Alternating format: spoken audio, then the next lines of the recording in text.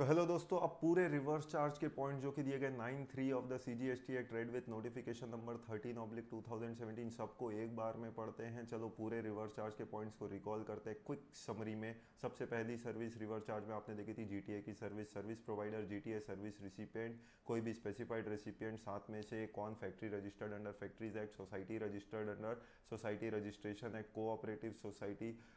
उसके बाद नंबर 4 में कोई भी person registered under the GST law. नंबर 5 कोई भी बॉडी कॉर्पोरेट। नंबर 6 कोई भी partnership form whether or not registered.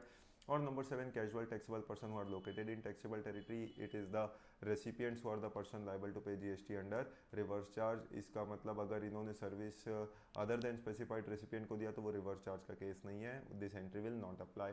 अगर इन्होंने गवर्नमेंट को सर्विस दी who have registered themselves for the purpose of deducting TDS, again provision of reverse charge does not apply.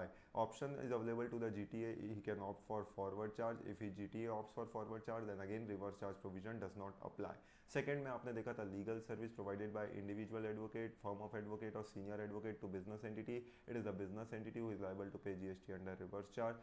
Again, arbitral tribunal service provided by the arbitral tribunal to the business entity. It is the business entity who is the person liable to pay GST under reverse charge. अगली service में आपने देखा था sponsorship की service.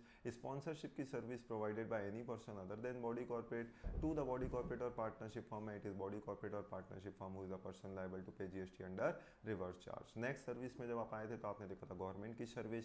Government की service जो दी जाती है central government, state government, local authority, union territory अगर सर्विस देते हैं बिजनेस एंटिटी को अदर देन सर्टेन सर्विसेज, तो it is the business entity who is the person liable to pay GST under reverse charge. Exception पे हम बात करें तो दो एक्सेप्शन थे, रेंटिंग ऑफ इमूवेबल प्रॉपर्टी पहला, और दूसरे के अंदर तीन अलग अलग सर्विसेज थी। पहला डिपार्टमेंट ऑफ पोस्ट और मिनिस्ट्री ऑफ रेलवे की सर्विस, दूसरे के अंदर विद इन और outside the presidents of port airport की सर्विस, और तीसरा ट्रांसपोर्टेशन ऑफ गुड्स पैसेंजर की सर्विसेज। तो इन पे रिवर्स चार्ज के पॉइंट्स अप्लाई नहीं होते।